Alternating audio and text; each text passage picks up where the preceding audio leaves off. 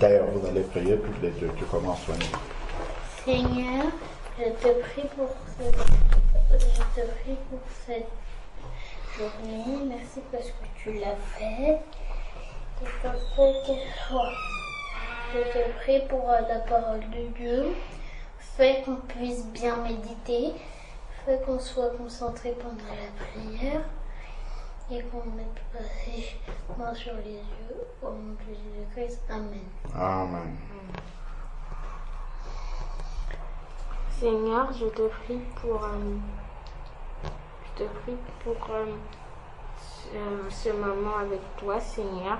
Fais qu'on puisse bien méditer, qu'on puisse comprendre et que ça reste gravé dans notre cœur. Seigneur, je te prie pour qu'on puisse passer une bonne journée. Fais que tout se passe bien. Au nom de Jésus-Christ. Amen. Amen. Éternel Père, nous bénissons ton Saint-Nom encore pour le privilège que tu nous accordes de pouvoir nous assembler encore en ce moment dans ta sainte présence. Il t'a plu, Seigneur Dieu Tout-Puissant, de nous renouveler le souffle de vie, de nous donner encore le désir de rechercher à te connaître davantage à travers ta parole, que cette parole puisse encore inonder nos cœurs et produire la vie, un supplément de vie en nous pour que nous puissions toujours plus te ressembler. Seigneur Dieu, c'est sur ton esprit que nous comptons pour que ce travail puisse se faire en chacun de nous, que nous puissions être transformés à l'image de ton Fils Jésus-Christ. Père, nous voulons te demander pardon pour tout ce qui ne te glorifie pas encore dans notre marche, dans nos vies. Seigneur Dieu, viens et façonne-nous encore afin que nous puissions te ressembler. Que ce moment, Seigneur Dieu, nous serve à nous rapprocher encore davantage de toi. Que ton nom soit loué d'éternité en éternité, Père. Nous voulons te prier aussi pour te remettre tous tes enfants à travers le monde entier, partout où ils sont. Seigneur Dieu, que partout où ton nom est invoqué d'un cœur pur, que tu viennes et que tu te manifestes encore, que tu pourvoies aux besoins qui sont là, que ce soit des besoins spirituels ou des besoins matériels. Seigneur Dieu, que ton chandelier ne cesse d'éclairer ton Église partout où elle est répandue à travers le monde entier. Viens encore fortifier ceux qui sont persécutés dans le monde pour ton nom, Seigneur Dieu Tout-Puissant. Accorde-leur de pouvoir résister, Seigneur Dieu Tout-Puissant, et que leur foi, Père éternel, ne puisse pas défaillir. Au nom de Jésus, nous t'avons prié. Amen. On s'est arrêté où la dernière fois. On s'était arrêté à Matthieu 27. Quel est le proverbe, le verset que vous aviez à réciter? Wendy, est-ce que tu peux le réciter?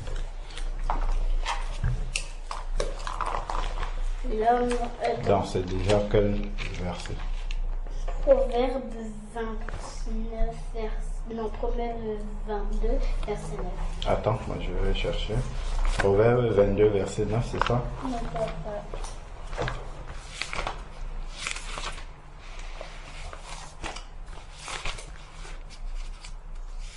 Le livre de Proverbes, c'est où dans la Bible? C'est après les psaumes. Très très bien. Donc, 22, verset 9. Ok. Proverbe 22, verset 9. Ok, j'y suis. L'homme dont le regard est bienveillant sera béni, car il donne de son pain aux pauvres. D'accord. Mais le combien de L'homme dont le regard est bon sera béni, parce qu'il donne de son pain à l'indigent. Vous avez vu, il donne de son pain à l'indigent, c'est-à-dire qu'il est capable de se priver pour donner à d'autres personnes, de réduire la quantité de ce qu'il a pour donner à d'autres personnes. Donc, il a un esprit, on souligne avec la règle. Donc, il a un esprit de brebis. De sacrifice. D'accord. Il se sacrifie pour les autres. Non, je dis, tu prends une règle. Tu as une règle là-bas, tu prends la règle et tu soulignes. Donc, il a un esprit de sacrifice. Est-ce que ça vous rappelle quelqu'un qu'on a déjà vu qui faisait la même chose? Oui. Qui? Lot. Voilà. Lot qui s'était sacrifié pour ses invités. C'était des anges en plus.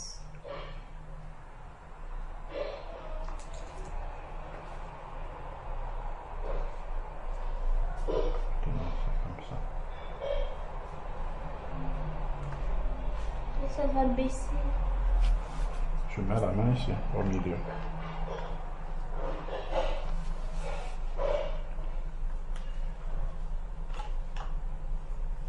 La ligne, c'est en une fois. C'est pas en plusieurs fois. C'est ça? C'est à peu près ça. Bon, alors, donc on retourne dans Matthieu 27. Je crois que c'est là qu'on s'est arrêté. C'était à quel verset? Là, il a pas récité. On devait... Matthieu 27. On devait lire le verset 47. Ah, d'accord, la dernière fois on avait lu encore un seul verset. On avait lu juste le 48, non le 46, et on avait lu, et vers la 9e heure, Jésus s'écria d'une voix forte, Élie, Élie, lama sabachthani, c'est-à-dire mon Dieu, pourquoi m'as-tu abandonné? Est-ce que vous vous rappelez pourquoi Jésus il a dit ça?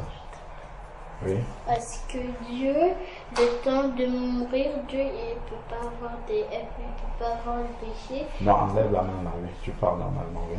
Le temps de mourir, il est retourné au ciel.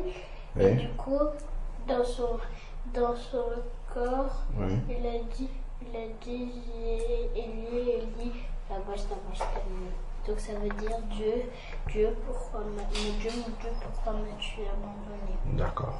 Parce que la partie de Dieu qui était dans Jésus, l'homme, est sortie. C'est ça? Pour que le péché puisse venir et puis puisse payer pour nos péchés. C'est ça? D'accord, ok, bon, ben, on va continuer au verset 40. Ok, donc on va reprendre au verset, la suite au verset 47.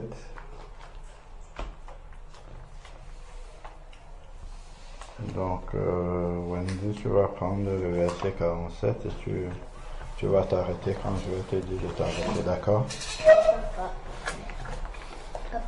Quelques-uns de ceux qui étaient là l'ayant entendu dire, il s'appelle Élie. Non, relis encore.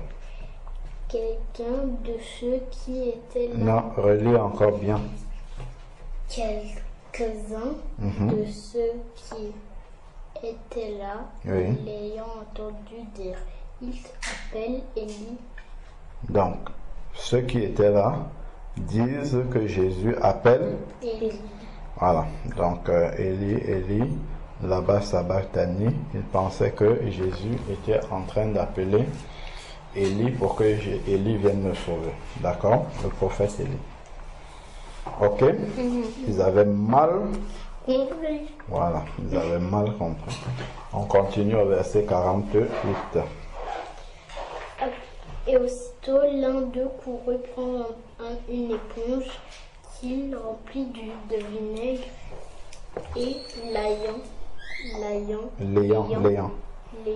fixé à haute voix, il faut lire à haute voix.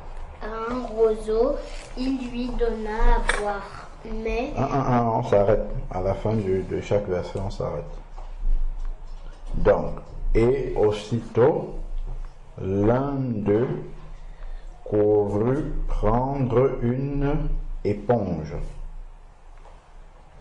qu'il remplit de vinaigre. Le vinaigre, c'est quand même piquant. C'est pas ça? après, Donc, il remplit de vinaigre. Je vois que c'est ici. Attendez, je suis en train de chercher le renvoi. Oui, c'est ici. Oui, donc c'est une prophétie qui avait été donnée, je crois, sur le psaume, le psaume 69 au verset 22. Je vais regarder. Le psaume 69.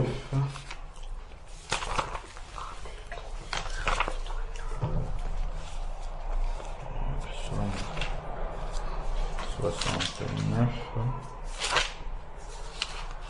Au verset 22, ils mettent du poisson dans ma nourriture et pour apaiser ma soif, ils abreuvent le vinaigre. Ok, bon, d'accord. Donc ensuite le verset 49. Donc ça c'est quelque chose que les prophètes ils avaient dit déjà avant, dans les psaumes. D'accord? Ils avaient dit que ça devait arriver et c'est ce qui s'est passé lorsque Jésus était à la croix. Ensuite.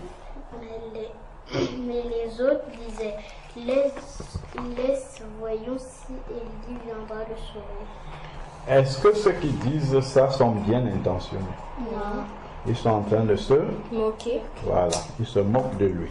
Donc on va voir si Élie va venir le sauver. Voilà.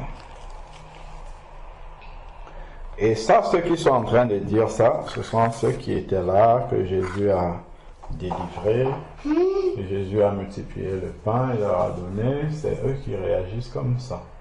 On va voir si Élie va venir le sauver.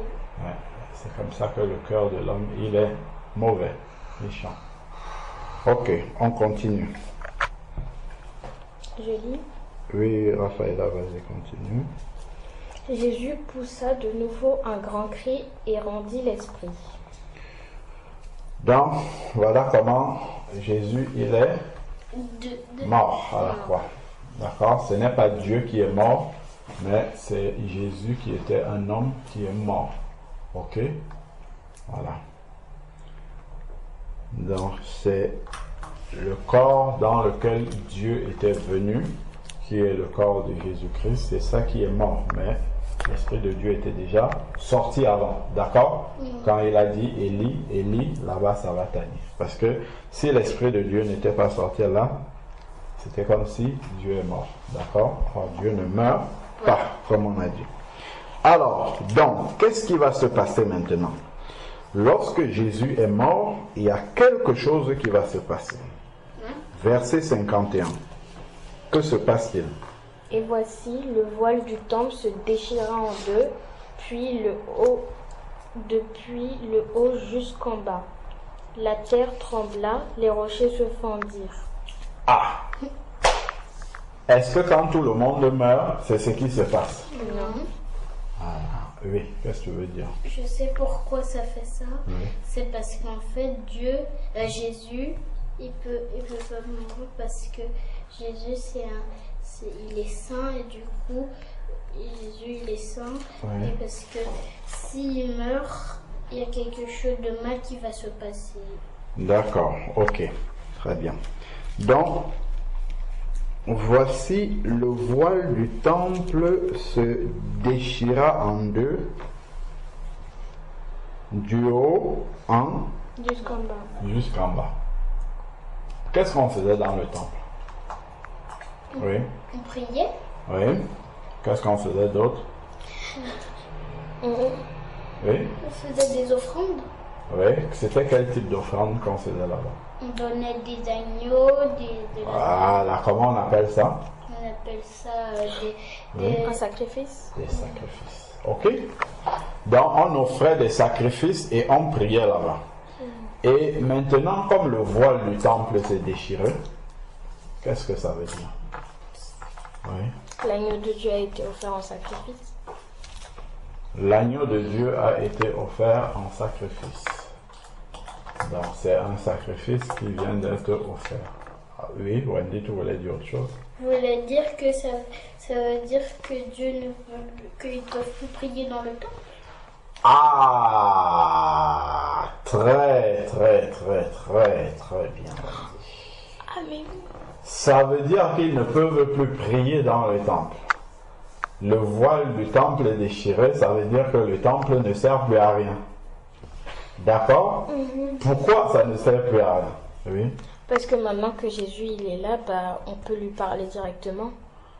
Oui, ok, oui, Wendy. Ça sert plus à rien parce que si Jésus est déjà mort, après, si ils vont encore là-bas, ils vont rien recevoir parce que Dieu est mort. Jésus est Non, mort. Dieu ne meurt pas, on a déjà dit ça. Jésus, c'est le corps dans lequel Dieu était venu, qui était le corps de Jésus, qui est mort, mais Dieu, lui, il était sorti déjà avant. D'accord? Est-ce que vous vous rappelez d'une parole que Jésus avait dit? Oui.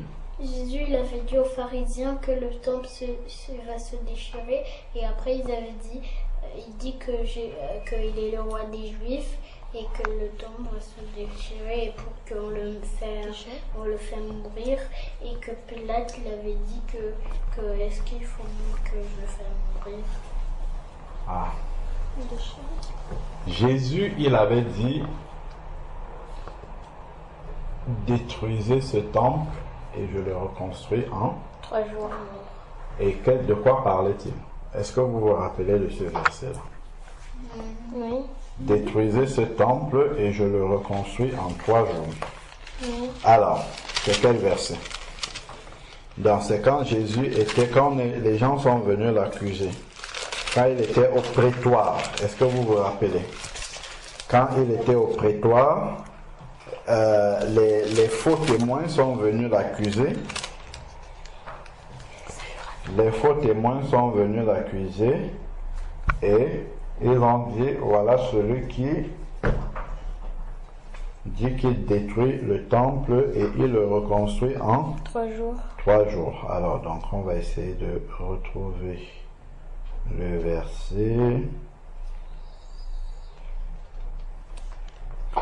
Alors,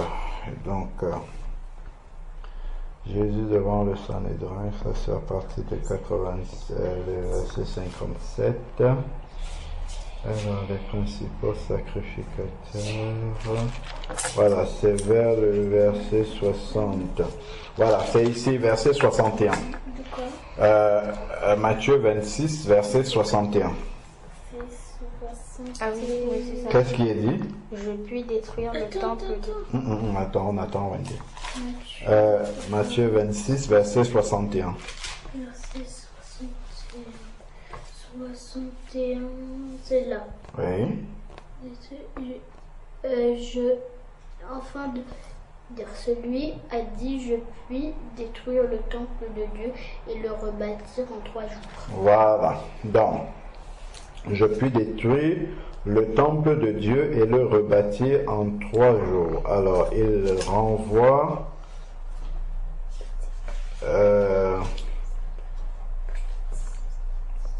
voilà, dans Jean chapitre 2, verset 19. Jean chapitre 2. Ah bon, moi aussi, moi, on va là-bas. Voilà, on va lire là-bas. Jean chapitre 2, verset 19.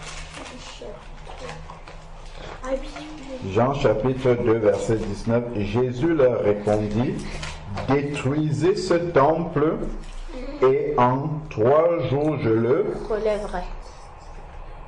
Tu as trouvé? Détruisez ce temple et en 3 jours je le relèverai.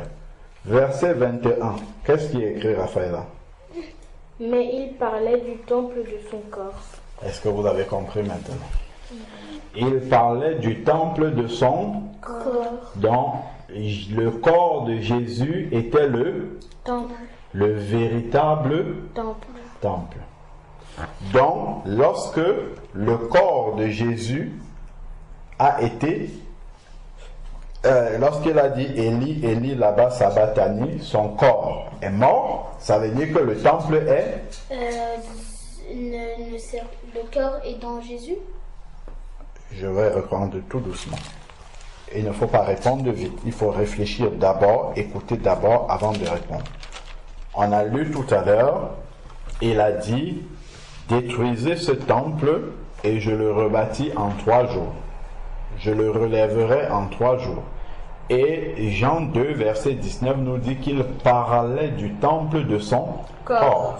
Et lorsqu'il dit Élie, Élie là-bas Sabatani sur la croix, c'est ce corps-là qui est mort. Le corps qui était son temple est mort. Ça veut dire que le temple est mort. Donc, ça veut dire que le temple est détruit. Voilà. Ça veut dire que le temple n'existe plus. Est-ce que vous avez compris? C'est pour cette raison-là que le voile du temple s'est déchiré de haut en bas. C'était pour montrer que le temple c'est fini. Tout ce qu'on faisait dans le temple, les activités du temple spirituellement se sont arrêtées. Voilà, c'est la fin. D'accord? Parce que le temple du corps de Jésus-Christ a été détruit. Ok? Donc, tout ce qu'on va faire dorénavant au temple, ça ne sert plus à rien. Ça ne marche plus spirituellement. Ok?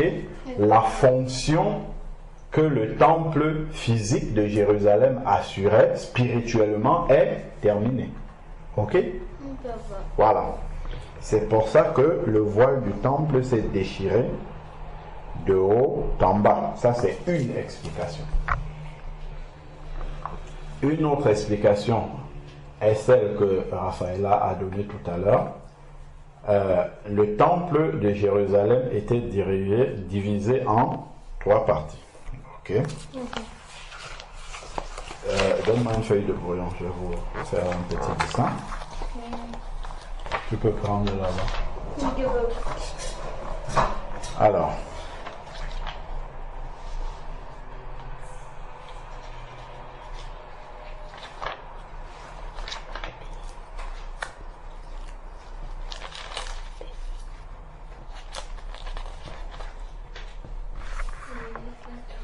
Ok, donc, le temple de Jérusalem. Donne-moi le stylo noir, merci. Alors, quand on arrive, disons que les gens, ils arrivent par là, ils viennent par là, ok? Donc, ils arrivent, il y a une première porte ici, tac, ils vont passer par là. Donc, voilà le temple.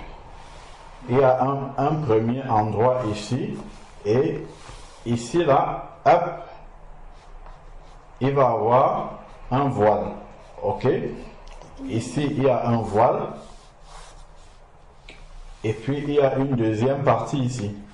Ok? Pardon. Derrière le voile, il y a une porte. Autant pour moi. D'accord? Pour entrer. Mais il y a un voile ici. Qui sépare cet endroit de cet endroit. Et là, il y a une porte. Et on entre ici. Pareillement. Après, il y a une autre porte aussi ici. Ok?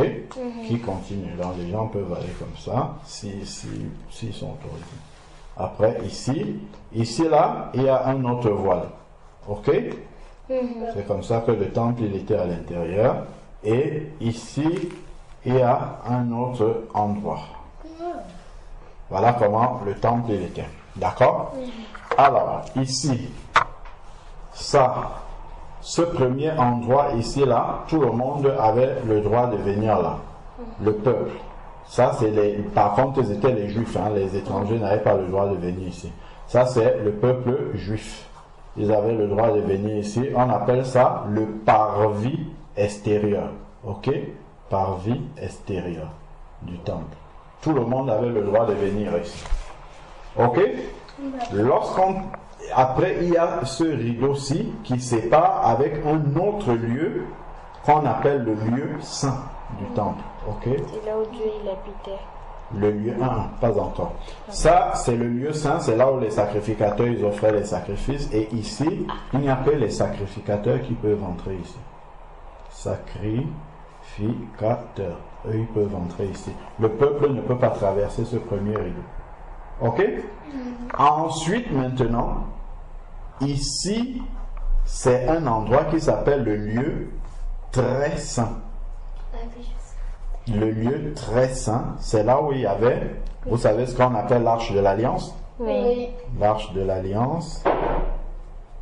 Et au milieu, sur l'arche de l'alliance, il y avait 2 chérubins. Et au milieu, il y avait Dieu, il parlait à Moïse au milieu. D'accord? Voilà. Donc, c'est ici, comme Raphaëlla a dit tout à l'heure, qu'il y avait la présence de Dieu. Ok? Et qui pouvait entrer ici? que Dieu. Seul le souverain sacrificateur. C'est le chef des sacrificateurs. Au milieu des sacrificateurs, on désignait un souverain sacrificateur. Je crois qu'il durait il durait une année, pardon. D'accord? Il faisait 1 an et après on changeait.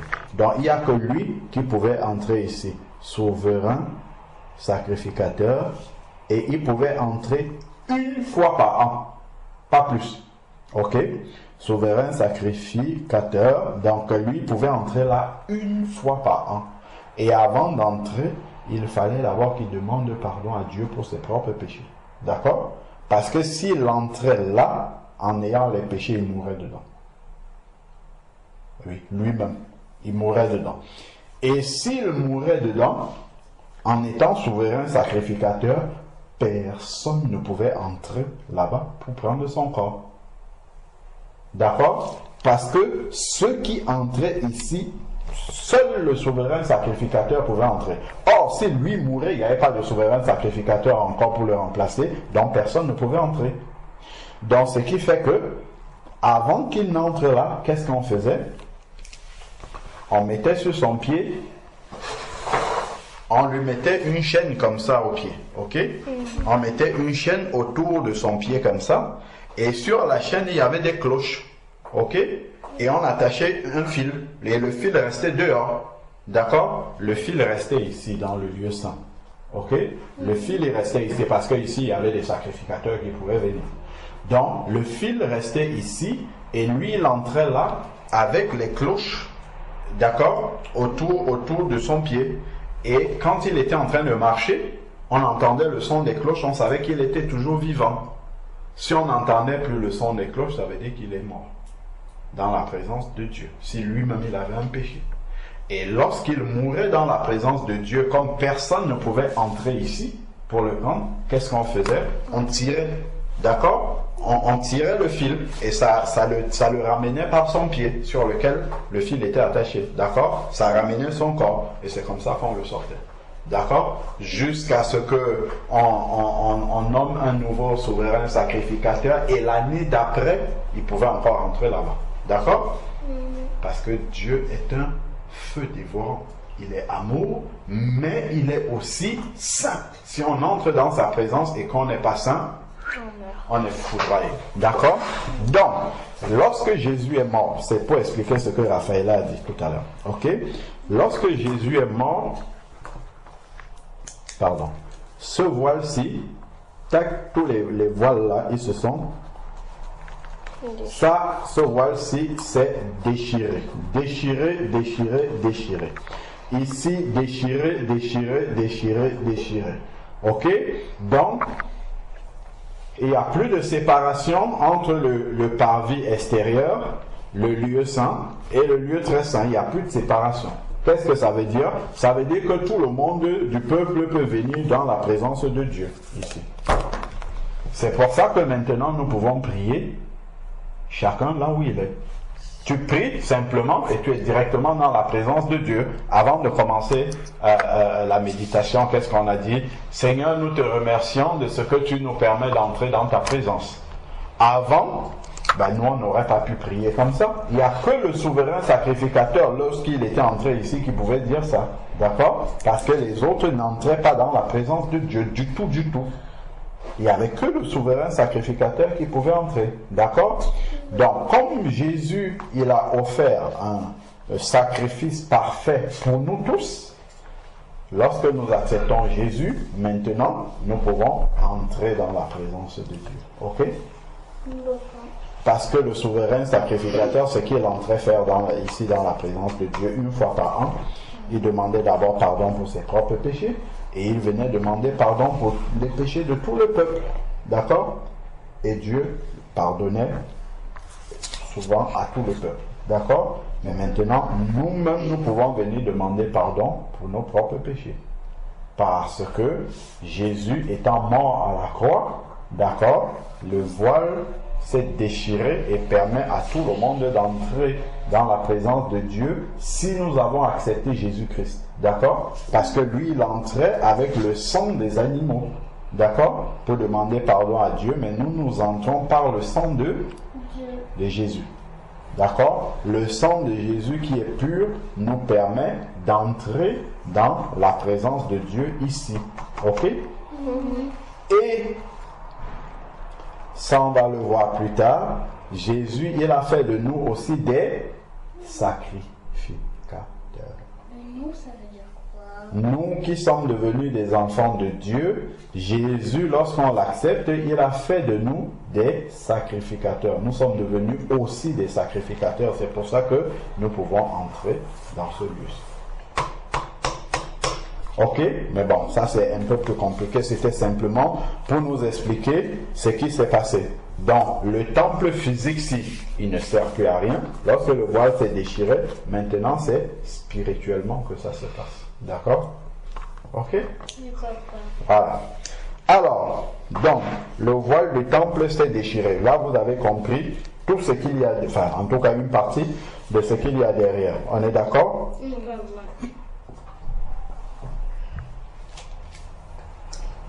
Alors, nous sommes au verset, et puis les roches se sont, la terre a tremblé. Il y a eu un tremblement de terre. Même quand Jésus est là. Hein? Pourquoi les tremblements de terre arrivent même quand Jésus est là? Parce que Jésus vient de mourir. Donc il y a quelque chose de grave, voilà, de très très grave qui est en train de se passer. La terre va trembler. Pourquoi la terre va trembler? Oui. Parce que Jésus est mort. Oui. Et donc? Il est saint et comme la terre a tremblé, ça veut dire que Jésus, c'est pour ça que la terre a tremblé. Oui, la terre a tremblé parce que Jésus est mort.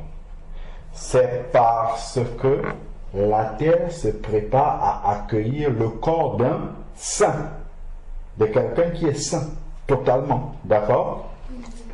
Parce que quand Jésus meurt, on va l'enterrer, d'accord? On va le mettre, bon, eux ils ne creusaient pas la terre, ils le mettaient dans une grotte. C'est parce que cette terre-là se prépare à accueillir le corps du saint des saints, qui est Jésus, un corps saint, de quelqu'un qui n'avait pas ou qui n'a aucun péché. Ok? Voilà. Donc, la terre ne peut pas recevoir le corps de Jésus et rester comme si rien ne se passe. D'accord? La terre tremble. C'est comme ça que lorsque quelqu'un, il accepte Jésus dans sa vie, il ne peut pas rester le même. Sa vie va trembler aussi. D'accord? Si quelqu'un accepte Jésus, il va... Arrête de faire les dessins. Si quelqu'un reçoit Jésus dans sa vie c'est comme une terre dans laquelle on sème la parole de Dieu. D'accord? Quand on sème la parole de Dieu dans ton cœur doit trembler. Tu dois avoir un tremblement de terre aussi. D'accord? Lorsque tu reçois la parole de Dieu, tu te dis il faut que je change. D'accord? Donc ton cœur tremble. C'est ça. Comme les gens qui étaient, on n'a pas encore lu, le jour de la Pentecôte. Lorsque Pierre il a prêché, ils eurent le cœur vivement touché. Ça dit leur cœur a tremblé. Parce que leur cœur c'est comme une terre dans laquelle on a semé la parole de Dieu. Vous vous rappelez que Jésus est la parole. Au commencement était la parole. Donc c'est comme si Jésus spirituellement est venu dans la terre de leur cœur. Et dont le cœur ne peut que avoir un tremblement de terre. C'est ça. Ok? Donc quand on écoute la parole de Dieu, ça fait trembler nos vies. Ok? Donc on devient obéissant. On comprend que, comme tout à l'heure, Raphaël elle disait le film de la vie du monsieur qui était mort, tout ça et tout. Quand on entend ça, on dit waouh, Seigneur, il ne faut pas que je sois perdu. Il faut que j'aille au ciel. D'accord? Ça fait trembler nos cœurs. Ok? Un tremblement de terre parce que la terre devait accueillir le corps du Saint des Saints. Ok? De la même manière, spirituellement, on reçoit la parole de Dieu. Elle fait trembler la terre de nos cœurs. Ok? Pour entraîner le changement, évidemment. Ok?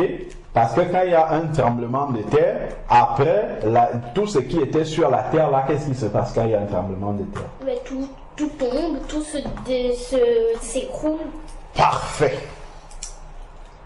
quand il y a un tremblement de terre, tout Cool. que représente tout ce qui s'écroule là? Oui. Tout ce qui s'écroule, ça veut dire que tout ce qui faisait de mal, c'est tombé. Et après, ce qui est venu, c'est ce que Dieu faisait. Voilà. Il y a eu un tremblement de terre. C'est-à-dire que Jésus est la parole, n'est-ce pas? Là, le corps de Jésus va venir dans la terre et il y a un tremblement de terre. Ça détruit tout ce qui était sur la terre. Et ça, c'est l'image spirituellement. Lorsque tu reçois la parole de Dieu, d'accord, il y a un tremblement de terre dans ton cœur et tout ce qui était de ta vie d'avant, qui n'était pas bon pour Dieu, est détruit, est renversé. Comme tout ce qui se détruit et se renverse lorsque la terre tremble. Est-ce que tu comprends? Donc lorsqu'on reçoit la parole de Dieu, il y a un tremblement de terre dans nos vies. Et tout ce qui était avant, qui ne glorifiait pas Dieu, ça tombe, ça s'est détruit, comme les maisons qui tombent quand il y a un tremblement de terre, comme les voitures qui sont détruites, les arbres qui tombent, voilà, tout ce qui se passe lorsqu'il y a un tremblement de terre, spirituellement, c'est ce qui se passe dans nos vies lorsque la parole de Dieu vient. Ok? Comme cette terre dans laquelle Jésus qui devait recevoir le corps de Jésus, ça a tremblé physiquement, spirituellement également. C'est ce qui doit se passer dans nos vies. Ok? Voilà. Et après un tremblement de terre, qu'est-ce qui doit se passer? Qu'est-ce qui arrive après le tremblement de terre, une fois que le tremblement de terre est passé? Oui? Il y a la famine. Très bien. Est-ce que vous n'avez peut-être pas suivi les informations? Vous vous rappelez qu'il y a eu une explosion à Beyrouth? Au Liban, récemment, il y a eu une explosion. Donc, ça a provoqué comme un tremblement de terre. D'accord? Et après ça, qu'est-ce qui s'est passé d'abord, quand il y a eu tout ça? Mais il y a eu plein de morts. Oui, il y a eu plein de morts, oui, beaucoup de choses se sont détruites, d'accord? Le pays a été détruit. Et après tout ça maintenant, une fois que le pays a été détruit, qu'est-ce qu'il faut faire? Il faut tout reconstruire. Parfait. Il faut tout Reconstruire. C'est ce qui se passe quand on reçoit la parole de Dieu dans nos vies. Tout ce qui était avant est détruit complètement. Le tremblement de terre que la parole de Dieu apporte dans nos vies détruit tout ce qui était avant. Et maintenant, la parole de Dieu elle-même doit, et Jésus par la puissance de son Saint-Esprit doit tout reconstruire et reconstruire bien maintenant. D'accord? Proprement. Et en général, quand on reconstruit comme ça, c'est pour que le tremblement, s'il y a encore un tremblement de terre, que ça puisse résister, que ça ne passe, d'accord? Ok? Donc, construit solidement. Donc, quand quelqu'un reçoit la parole de Dieu comme ça, tout ce qui était dans sa vie avant est détruit et maintenant, il recommence une nouvelle vie en Jésus-Christ. C'est pour ça qu'il devient comme un bébé. On parle d'un nouveau-né spirituel, d'accord? Et on recommence à construire sa vie, d'accord? Là, c'est maintenant tout ce que le Seigneur dit qui construit sa vie. Quand il fait un projet, il va d'abord prier, Seigneur Dieu, est-ce que c'est ta volonté? Ainsi de suite, d'accord? Donc c'est le Seigneur qui commence à reconstruire sa vie. S'il insultait les gens, il n'insulte plus. S'il parlait mal aux gens, il ne parle plus. Parce que ça, c'était avant, ça a été détruit. D'accord? Dans le tremblement de terre qui s'est passé lorsque la parole de Dieu est venue à lui. D'accord? Donc, il va reconstruire maintenant avec ce qui est bien devant Dieu. D'accord? Ok? C'est la parole de Dieu et le Saint-Esprit qui va l'aider à reconstruire cela. D'accord? Et reconstruire sa vie sur ce qui est bien devant le Seigneur. D'accord? Ok? Vous voyez ce qu'il y a derrière le tremblement de terre? C'est un seul verset, hein, mais vous voyez, il y a beaucoup de choses que ça représente derrière, spirituellement. D'accord? Ok, donc, quand quelqu'un est un enfant de Dieu, il doit avoir eu un tremblement de terre dans sa vie. Si quelqu'un devient un enfant de Dieu, il dit, moi je suis un enfant de Dieu, il ment toujours, il vole toujours, il dit des mauvais témoignages, des faux témoignages sur des personnes, ou bien il dit des mauvaises choses sur des personnes, ou bien il est toujours égoïste, ou bien il est toujours jaloux, ou bien il fait tout ce que Dieu n'aime pas. Voilà, il prie des faux dieux, il pratique la magie, il fait ce qui est contre la volonté de Dieu. Qu'est-ce que cela signifie physiquement? C'est comme s'il y a eu un vrai tremblement de terre quelque part, mais tout est resté intact. Les murs ne sont pas tombés, les voitures n'ont pas été détruites, les arbres n'ont pas été détruits, tout est intact. Mais on vous dit, bah, là il y a eu un tremblement de terre. Est-ce que vous allez croire? Non. Pas du tout. Soit vous n'allez pas croire, soit vous allez dire, bah ok, même s'il y a eu un tremblement de terre, c'était un petit tremblement de terre, ça n'a rien fait. D'accord? Mais si c'est un vrai tremblement de terre, comme la vraie parole de Dieu qui arrive dans la vie de quelqu'un, ça renverse tout. Il ne va plus aimer la musique du monde, par exemple. Et il ne va plus aimer des choses qui ne glorifient pas Dieu. Ok? Il va être dérangé par ça. Mais s'il n'est pas dérangé, ça veut dire que c'était pas un vrai tremblement de terre. C'était un petit. Ça a juste un peu secoué. C'est pas le vrai tremblement de terre. D'accord? Parce qu'un vrai tremblement de terre, ça secoue la vie de quelqu'un comme ça. Et puis là, ça renverse tout. Tout tombe comme un vrai. Vous avez vu à Beyrouth là-bas, tout est tombé. Même dans les hôpitaux, tout est tombé. Et qu'est-ce qu'il faut faire après? Il faut tout reconstruire. Ok? Papa. Voilà. Il faut des vrais tremblements de terre dans nos Vie. dans nos vies. Cœur. Nos cœurs, nos vies. D'accord? Alors, la tête tremble. Qu'est-ce qui se passe? Là, qu'est-ce qui vient après la tête tremblante? Les rochers se fondirent. Voilà. Ça montre quoi? La destruction. Voilà. Quand la tête tremble, il faut qu'il y ait la destruction. Donc, quand la parole de Dieu vient dans nos vies, ce qui était avant doit être détruit. D'accord? Ce qui était avant, qui était sur cette terre-là, doit être détruit. Les rochers se fondirent. Ok? On continue. Les sépulcres s'ouvrirent et plusieurs corps des saints qui étaient morts ressuscitèrent. Qu'est-ce qui est en train de se passer? Que les morts ressuscitèrent. Là, ici, regardons ce qui est en train de se passer. On nous dit d'abord que les rochers se fondirent. Ok? Donc, ce qui était dans nos vies, c'est détruit. Ce qui était sur la terre, là, on parle de ce qui est physique. Et on compare avec comment ça se passe spirituellement. D'accord? Donc, ce qui était sur cette terre-là est détruit. C'est l'image de ce que lorsque la parole de Dieu vient dans nos vies, ça provoque le tremblement de terre dans nos cœurs et ça détruit tout ce qui était dans notre vie avant qui ne glorifiait pas Dieu. D'accord? Et maintenant, qu'est-ce qui se passe? Il nous est dit ici là que les Sépulcres s'ouvrirent. Voilà, les sépulcres s'ouvrirent, la tombe, là où on a enterré des personnes qui étaient mortes.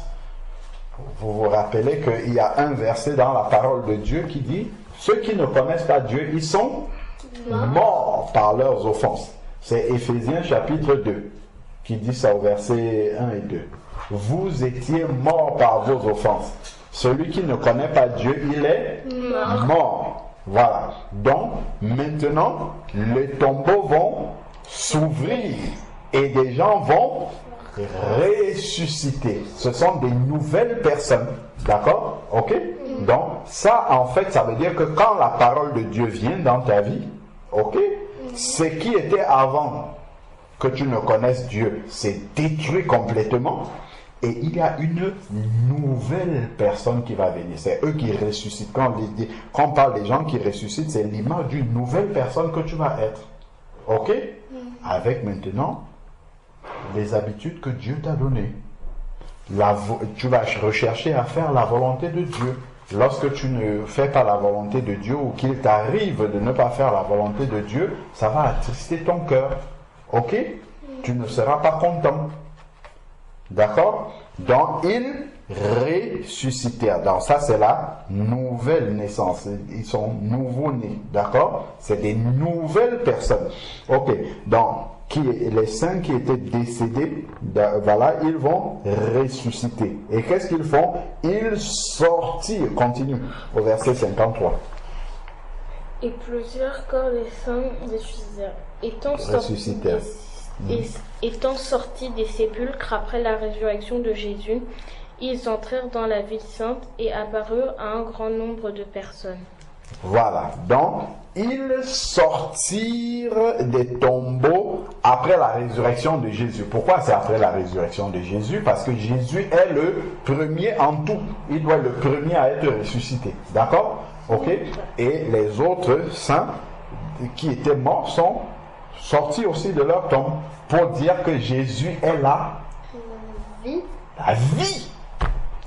Jésus est la vie. Très bien. Quand Jésus vient dans la tombe et qu'il sort de la tombe, d'autres sortent avec lui aussi. D'accord? Ça veut dire que Jésus est venu pour donner la vie à ceux qui étaient morts. Ok? Nous étions tous morts avant. Et Jésus est venu pour nous donner la vie. Donc quand on reçoit sa parole, ça fait le tremblement de terre dans nos vies. Et ça provoque justement, on était dans la mort et la vie va venir maintenant en nous et il va reconstruire. Ok? Vous avez vu tout ce qu'il y a là dans ces quelques versets là, c'est profond. C'est très très très très profond. Ok?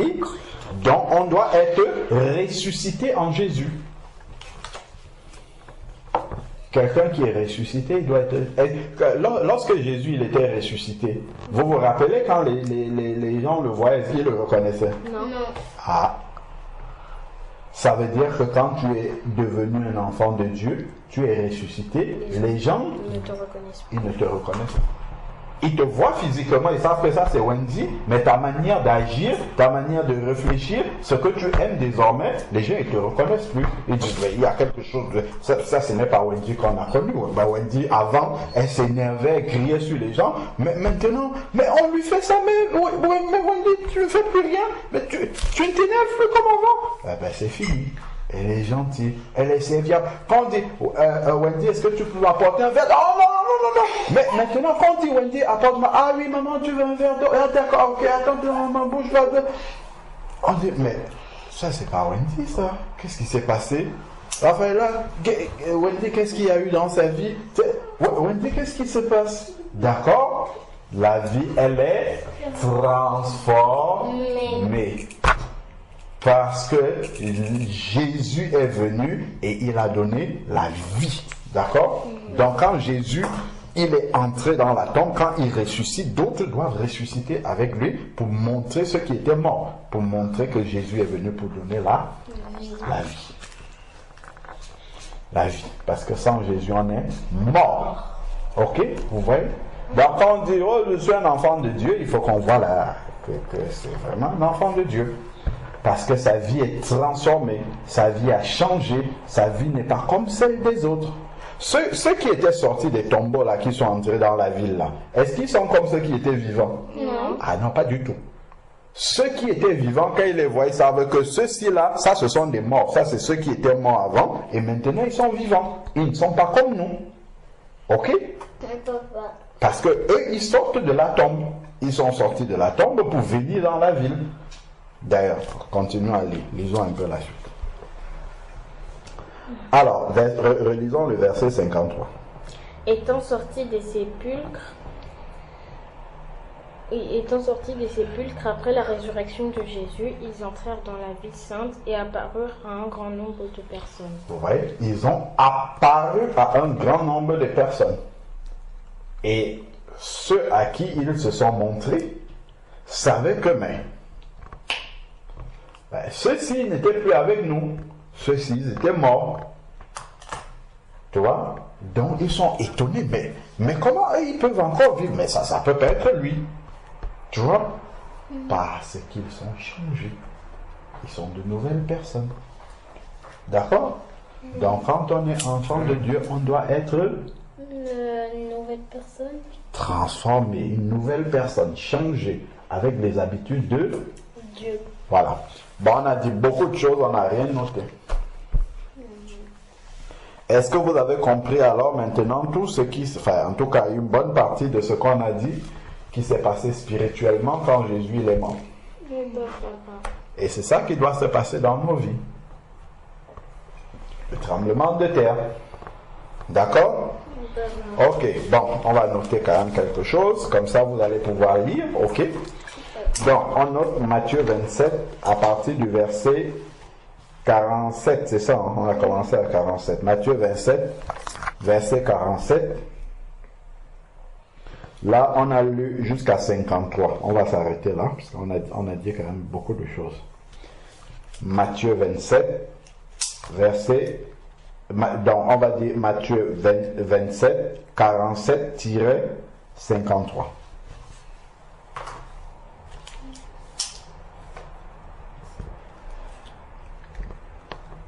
Matthieu 27, 2 points. 47-53.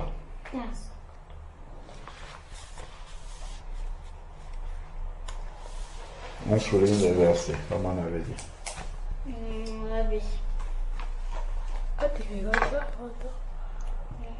47-53 souligne. Et puis on va dire. Alors. Attends, regarde. Tu baisses comme. Attends. Voilà. Tu vois, tu mets en dessous de cette ligne-ci, la première ligne là, et tu traces dessus. Tu traces une seule fois. Alors, donc, on a dit, bon, ils pensaient que c'était Élie, ils sont des moqueurs. Donc, on va d'abord noter qu'il ne faudrait pas se moquer. D'accord? Il ne faudrait pas se moquer des personnes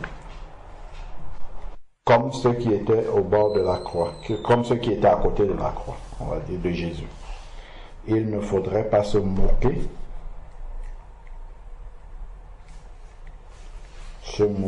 comme les personnes qui étaient à côté de la croix de Jésus. Entre parenthèses,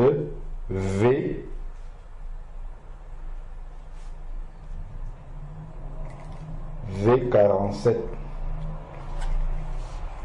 C'est ce qu'il disait, il appelle Élie.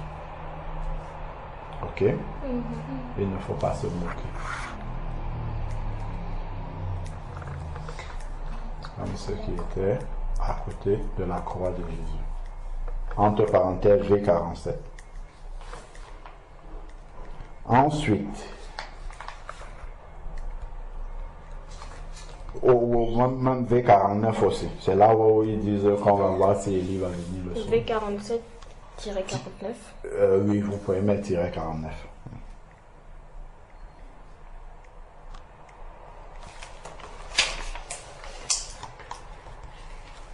V47-49. Ensuite, maintenant,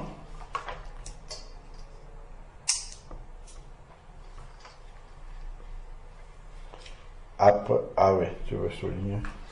Donc, quand tu veux souligner, tu mets toujours là, d'accord, sur la ligne qui est en dessous de ce que tu veux souligner. Ok, d'accord. Tu mets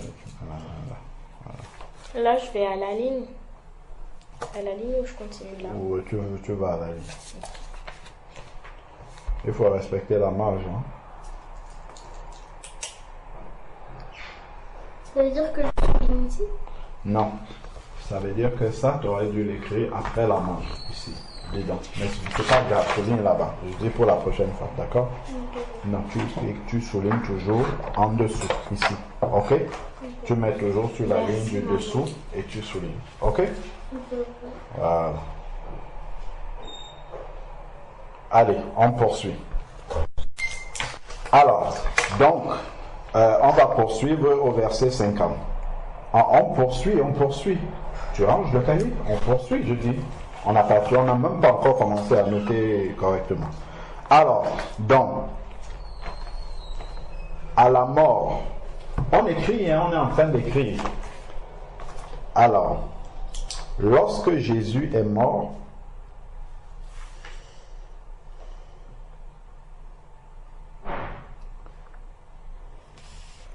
lorsque Jésus est mort, virgule,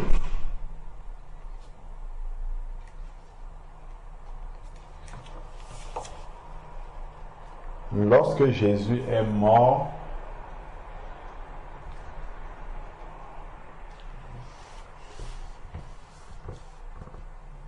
son corps a cessé de vivre.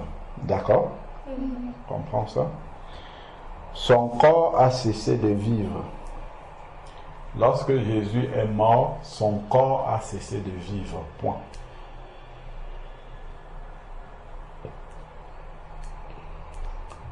Lorsque Jésus est mort, son corps a cessé de vivre.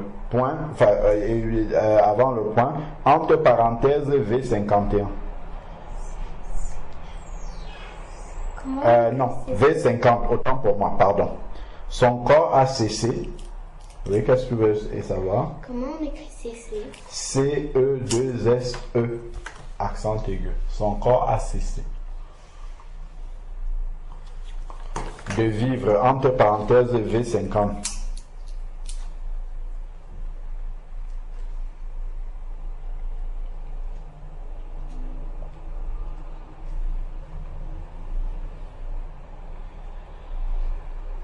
Son corps a cessé de vivre, entre parenthèses V51.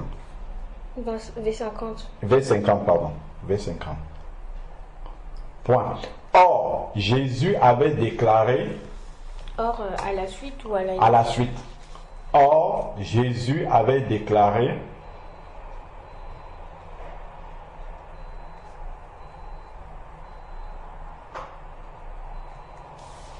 Or, Jésus avait déclaré que son corps est le véritable temple. Point. Ah non. Entre parenthèses, Jean 2, 2.19. Or, Jésus avait déclaré que son corps est le véritable temple. Jean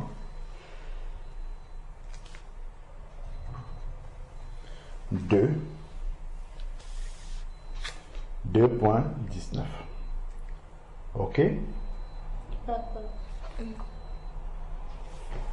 Jean 2, 2.19. Tu peux souligner tous les versets qu'on cite là. Ouais. On a cité d'abord V50. Maintenant, on a cité Jean 2, verset 19. Jean 2, 2.19.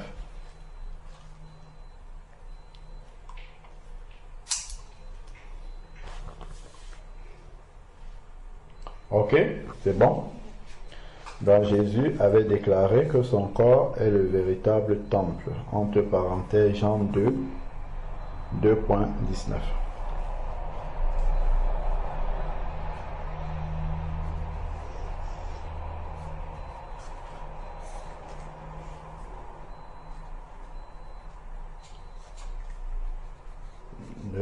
Verset 19. Point.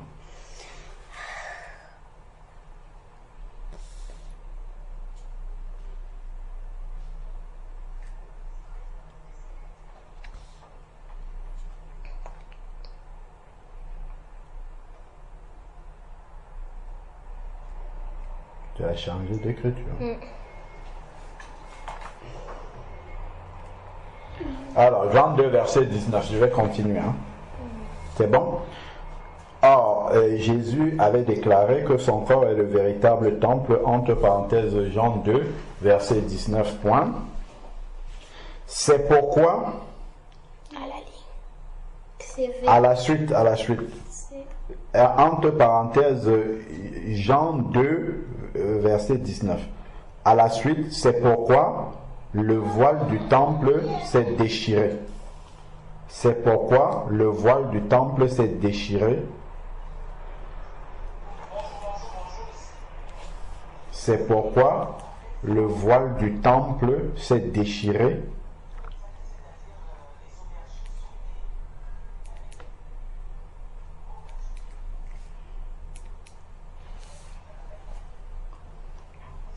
Quand Jésus rendit l'esprit, vous comprenez ce que ça veut dire, c'est quand il est mort. Ok? C'est pourquoi le voile du temple s'est déchiré quand Q-U-A-N-D, quand Jésus rendit l'esprit. Point.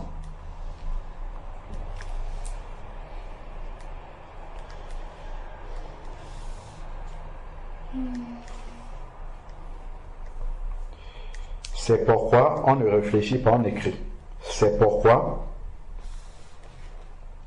le voile du temple s'est déchiré lorsque Jésus est rendu l'esprit. Entre parenthèses V 51 toujours.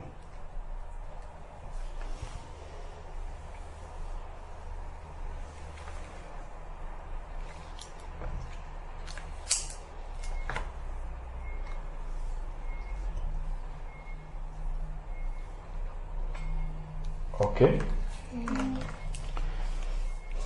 C'est pourquoi le voile du temple se déchira ou s'est déchiré lorsque Jésus rendit l'esprit. Entre parenthèses V51. Est-ce que tout le monde est bon jusque-là? Tu as fini?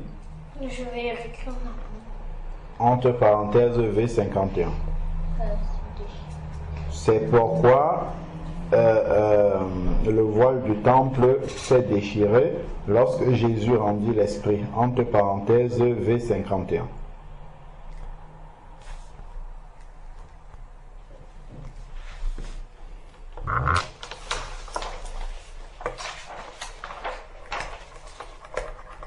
Point.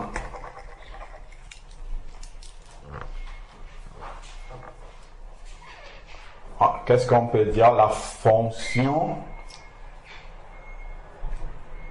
la fonction du temple d'avant, c'est donc arrêter, enfin le rôle, voilà, on va dire le rôle. Le rôle du temple, le rôle, c'est à la suite toujours. On explique un même truc, on explique une même réalité. Le rôle du temple, c'est donc arrêter.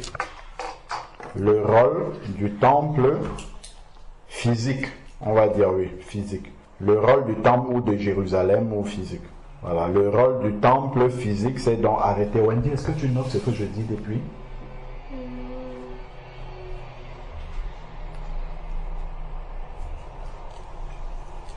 C'est déchiré lorsque Jésus rendit l'esprit. Si tu n'as pas fini, tu dis, je n'ai pas fini. Comme ça, on te lit la suite du verset.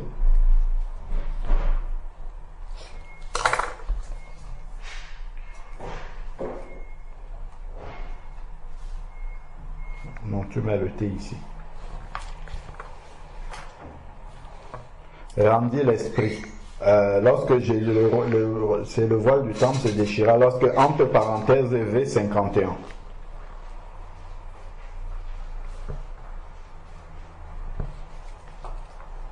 Entre parenthèses V51, on a dit le rôle, c'est quoi que j'ai dit là, le rôle du temple? Temple physique, c'est donc arrêter. Le rôle du temple physique, c'est donc arrêter. Point. À la ligne.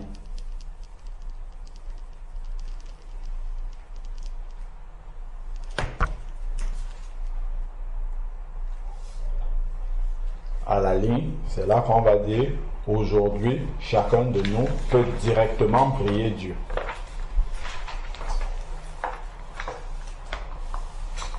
Aujourd'hui, chacun de nous peut directement prier Dieu au nom de Jésus-Christ. Aujourd'hui, chacun peut directement prier Dieu au nom de Jésus-Christ.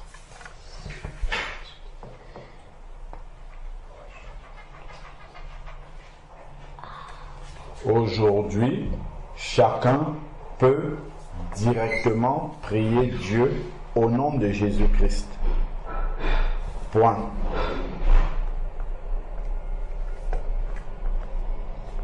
Pourtant,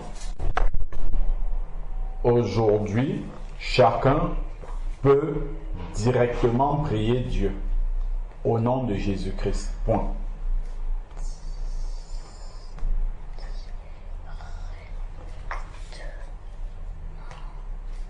Pourtant,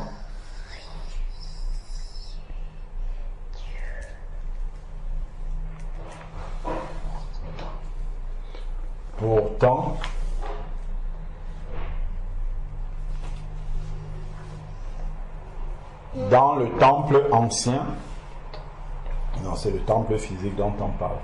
Pourtant, dans le temple ancien, il fallait passer par. Pourtant, dans le temple ancien, il fallait passer par les sacrificateurs et le souverain sacrificateur. Point. Pourtant, dans le temple ancien, il fallait passer par les sacrificateurs et le souverain sacrificateur. Vous vous souvenez du dessin que je vous ai fait. D'accord?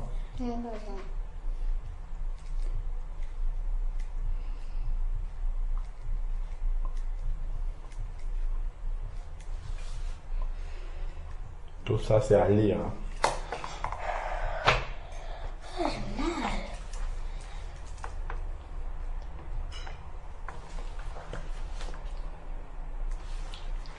Vous avez compris jusque-là?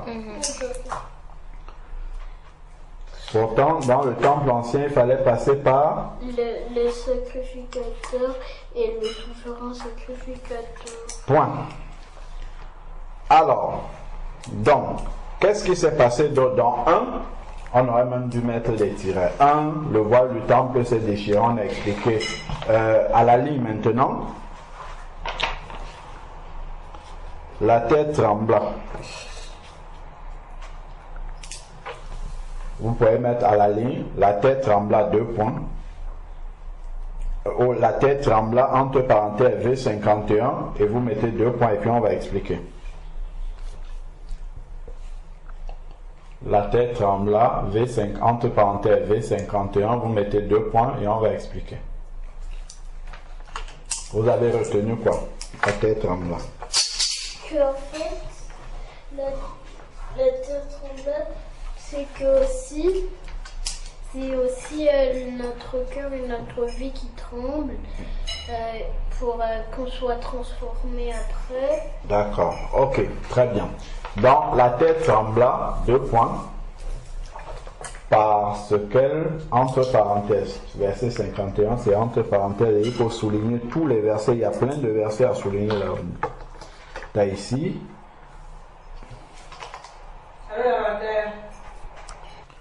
Ok. Donc on a dit la tête trembla, c'est ça? Oui. Entre parenthèses. Quand tu fermes la parenthèse, tu mets les 2 points à la suite. Ici? Oui, à côté de la... Là, c'est la fermeture de la parenthèse, tu mets les 2 points à la suite. Alors, donc on a dit la tête trembla. 2 points, parce qu'elle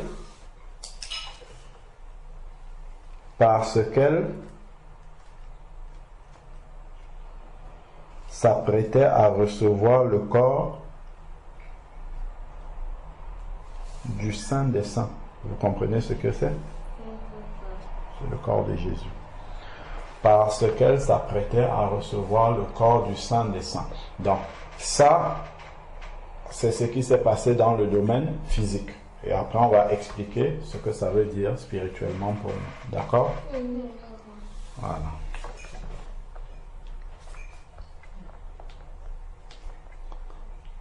La tête trembla, entre parenthèses V51, 2 points, parce qu'elle devait recevoir le corps du Saint des Saints. Saint, c'est S-A-I-N-T. Ok? Du Saint des Saints. Du Saint des Saints, des Saints, c'est avec un S à la fin des Saints. Du Saint des Saints. S. Alors, point. Ce qui signifie pour nous ce qui signifie pour nous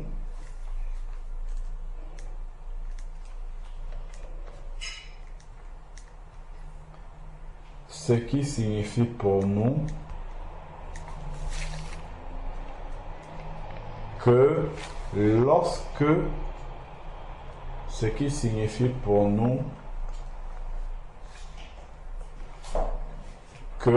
lorsque la terre de nos cœurs,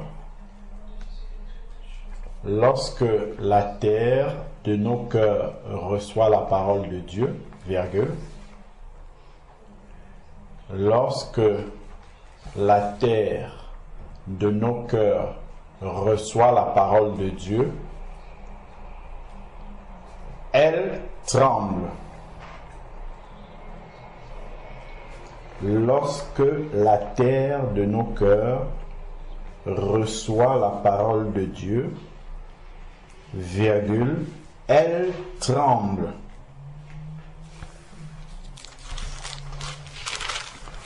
On va aller citer un verset. C'est Raphaëla qui va le lire. Actes chapitre 2, verset 37. Actes, c'est après le livre de Jean. Acte 2, verset 37. Ok? Acte 2, verset 37. Qu'est-ce qui est écrit? Oui, c'est après le livre de Jean. On attend le livre. Acte 2, verset 37. Qu'est-ce qui est dit? Après avoir entendu ce... Ah non, on y va doucement, pas la course.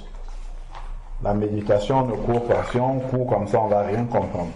Acte 2, verset 37. Avant Romain? C'est avant Romain, oui. Après, voilà, acte 2, verset chapitre 2, verset 37. Voilà, c'est ça. 1 et 2. Verset 37. Ok. Donc, vas-y, doucement, lentement. Après avoir entendu ce discours, Après avoir entendu ce discours. Donc, après avoir reçu la parole de Dieu. D'accord? Continue. Ils eurent le cœur vivement touché. C'est ça le tremblement du cœur. Dans le cœur. Ok? Ils eurent le cœur vivement touché. Et après? Ils dirent à Pierre et aux autres apôtres: Hommes, frères, que ferons-nous?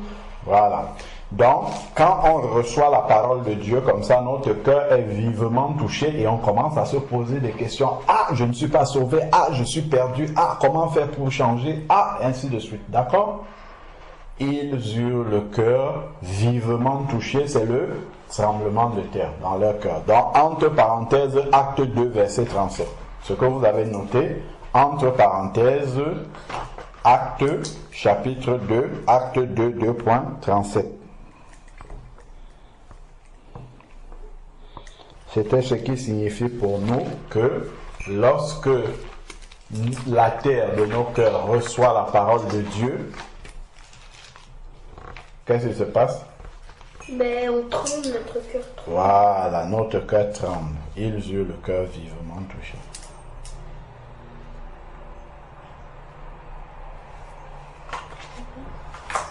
Voilà, acte 2, V37.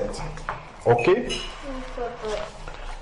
Nos cœurs tremblent parce que la parole de Dieu, elle est sainte. Ok? Comme le corps de Jésus était saint et la terre qui devait recevoir le corps de Jésus-Christ, elle n'est pas sainte. D'accord? Ok? Voilà. Ok, donc elle va trembler de la même manière que nos cœurs sont des cœurs de pierre. Et lorsqu'elle reçoit la parole de Dieu, lorsqu'il reçoit, autant pour moi, la parole de Dieu, il tremble parce qu'il n'est pas saint. Ok? Et il reçoit une parole sainte. Donc, il tremble. Ok? Il tremble parce qu'il va devoir changer. Ok? Si notre cœur ne tremble pas, c'est que ce sont des cœurs vraiment...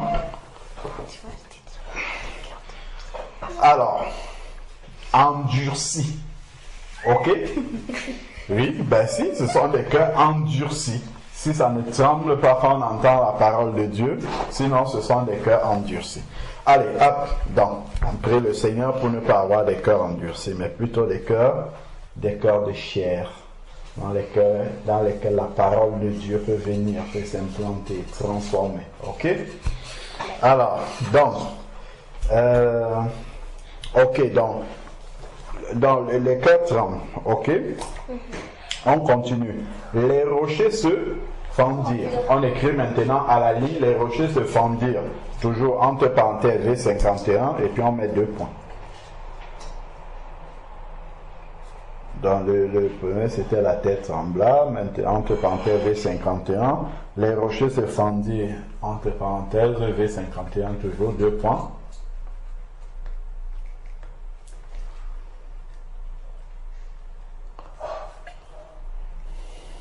V51, entre parenthèses, il faut refermer la parenthèse. Ok, maman. J'ai dit ok, papa.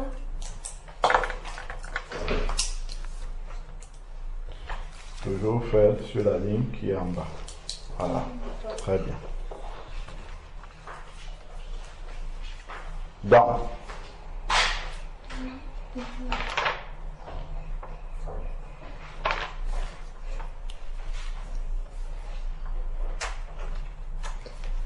c'est bon? Alors, nous poursuivons. Donc, les rochers se fendirent. 2 points, 2 points, 2 points. On continue. 2 points. 2 points, c'est à la suite des entre parenthèses ici. Le tremblement de terre détruit. Le tremblement de terre détruit tout ce qui est sur la terre. Tout ce qui repose sur cette terre. Le tremblement de terre détruit ce qui repose sur cette terre. Parce que bon, il y a des trucs qui résistent quand même au tremblement de terre. Donc, le tremblement de terre détruit ce qui est construit dessus. On peut dire ça comme ça. C'est plus simple. Le tremblement de terre détruit ce qui est construit dessus. Le tremblement de terre détruit ce qui est construit dessus.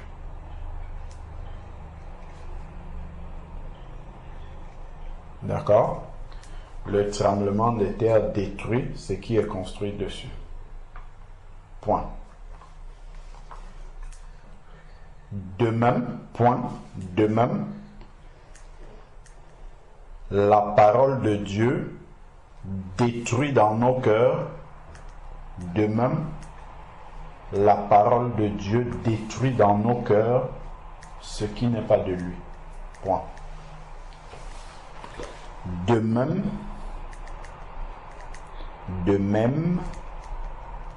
la parole de Dieu détruit dans nos cœurs de même, la parole de Dieu détruit dans nos cœurs ce qui n'est pas de lui.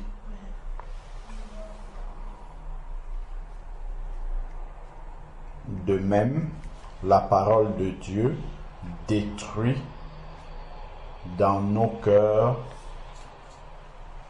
ce qui n'est pas de lui. Point. Point, oui.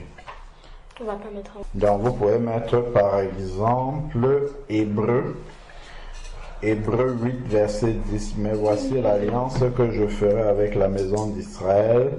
Après ces jours-là, dit le Seigneur, je mettrai mes lois dans leur esprit et je les écrirai dans leur cœur. Et je serai leur Dieu et ils seront mon peuple. C'est ça le verset. Donc, entre parenthèses, Hébreux 8, verset 10.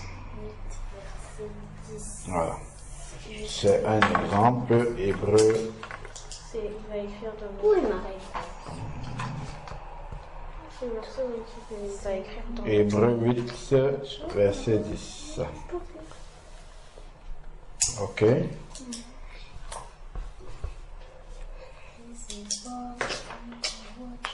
Doucement, doucement.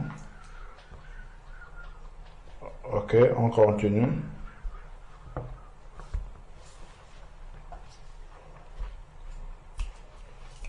Alors, donc, qu'est-ce qu'on vient d'écrire? Que lorsque la parole de Dieu vient, elle détruit dans nos cœurs tout ce qui n'est pas de lui. Ok? Donc, après,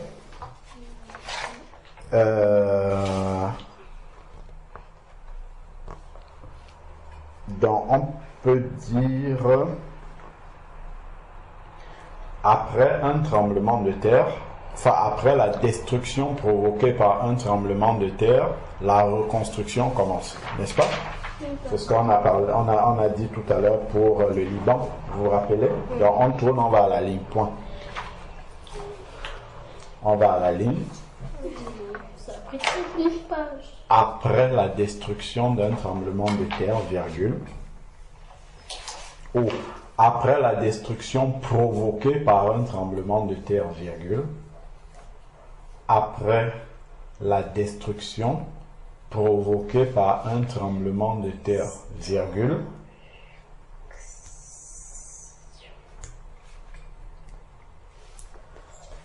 la reconstruction commence.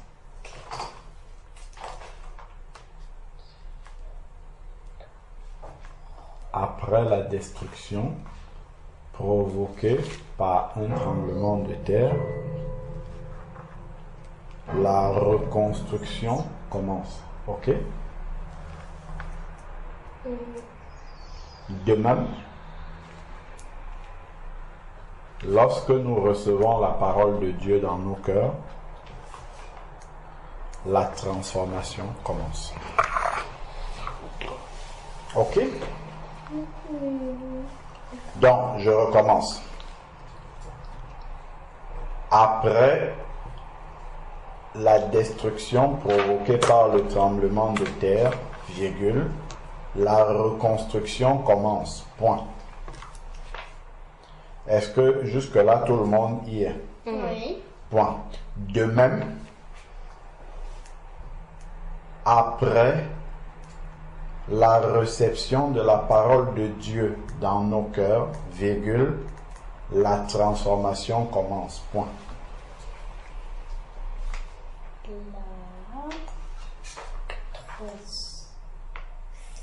De même, après la réception de la parole de Dieu dans nos cœurs, la transformation commence. Point.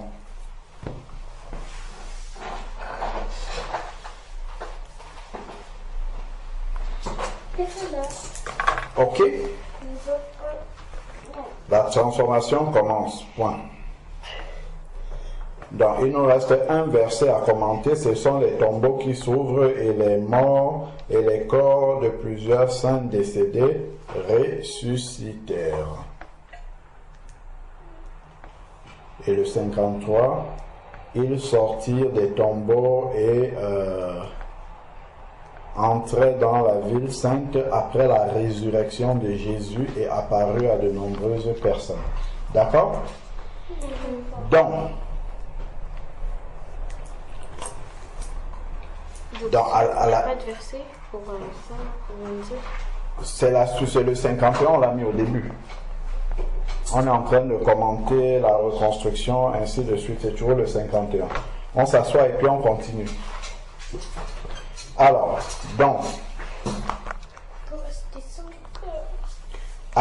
donc on continue. On avait dit au 52, là, les tombeaux qui s'ouvrent et tout. Jésus, les autres, ils sont ressuscités après Jésus. On avait dit que ça représente que Jésus est là. Voilà. Vous pouvez noter ça. Jésus est la vie. 2 points. C'est à la ligne. Hein. Jésus est la vie. entre parenthèses, Jean 14, 6, il a dit, je suis le chemin, la vérité et la Vie. Voilà, Jésus est la vie, entre parenthèses, Jean 14, 2.6 au V6. Jean 14, V6, 2 points.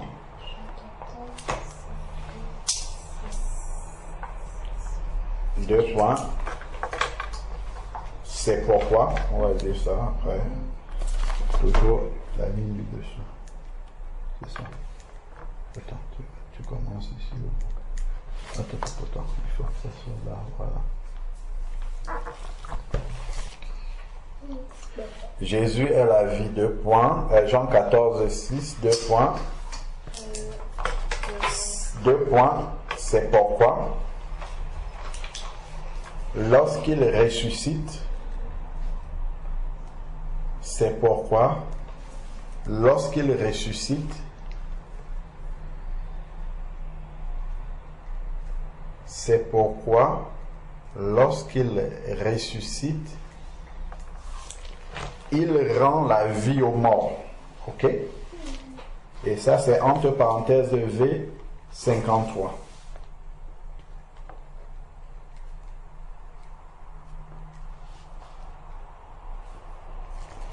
C'est pourquoi, lorsqu'il ressuscite, il rend R-E-N-D, il rend la vie aux morts. Aux morts, c'est au pluriel, hein, A-U-X, mort avec un S à la fin. Il rend la vie aux morts, entre parenthèses V53.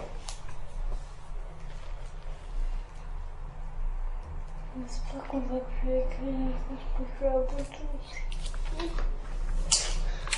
V53, on se lit. On n'a pas beaucoup. On n'a pas encore fini. Moi j'ai dit on n'a pas beaucoup. Alors, c'est bon. V53, on poursuit. Tu soulignes. V53.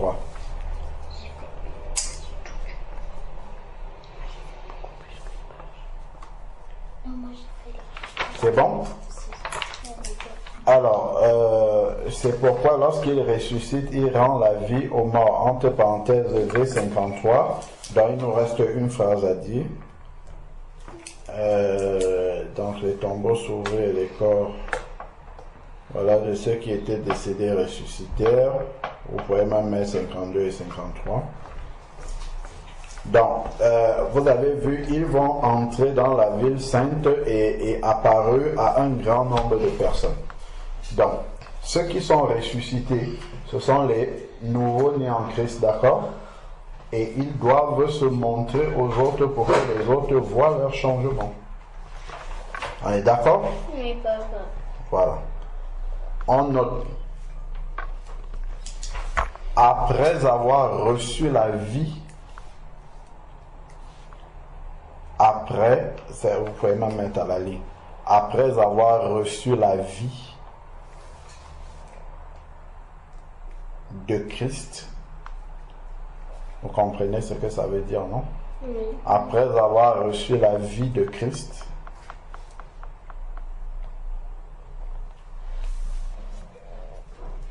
les autres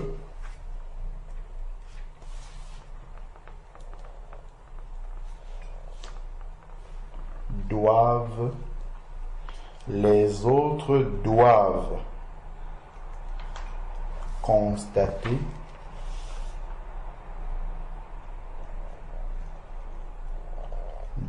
constater Changement. notre changement. Entre parenthèses, c'est ceux qui sont apparus dans la ville, d'accord? Entre parenthèses V53. Et apparus à un grand nombre de personnes. Ok? Les autres doivent constater notre changement. V combien? V53. Et c'est la fin. C'est là. V53. C'est bon, on souligne et on marque un point final.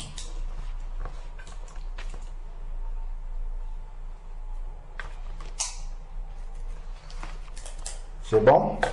Alors, très bien. Point final. Quels sont les sujets de prière que vous voyez là-dedans? Il faut marquer déjà le point. Il faut marquer le point final aussi. Le point final pour aujourd'hui. Comment? Il faut lire tout ça. Hein? Tout ça, c'est à lire. Ben oui. Moi, j'ai fait plus que toute une page. Oui, il faut relire. Vous avez tout le temps dans la semaine pour relire ça tranquillement et poser des questions éventuellement. Alors, oui, donc, quels sont les sujets de prière qu'on peut tirer de tout ce que nous avons vu? Quels sont les sujets de prière qui vous viennent à cœur? De prier. On s'assoit correctement. De prier pour que notre vie change. À haute voix, oui. De prier pour que notre vie change. D'accord, ok. Très bien. Qu'il puisse avoir... Que Dieu puisse avoir une... Non, pas tout le monde en même temps. qu'il puisse avoir un changement radical dans notre vie. C'est la même chose. Il puisse avoir un tremblement de terre. Que lorsque nos cœurs reçoivent la parole de Dieu, cela produise un tremblement de terre dans nos cœurs. D'accord? Lorsque nous entendons la parole de Dieu, cela produise un tremblement dans nos cœurs. Et puis, que nos vies soient transformées. Ok? Ça fait deux bons sujets de prière. Donc, je laisse chacun de nous prier. Je vais commencer. Vous voulez commencer? Allez-y. Seigneur, je te prie pour ce moment de parole. Merci parce que tu nous as gardés. Je te prie aussi pour que on puisse, quand on entend ta parole, qu'on puisse avoir un tremblement de terre. Amen. Et que aussi qu'il puisse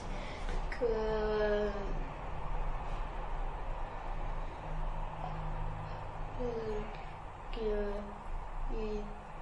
puisse aussi avoir À haute voix. qu'on puisse aussi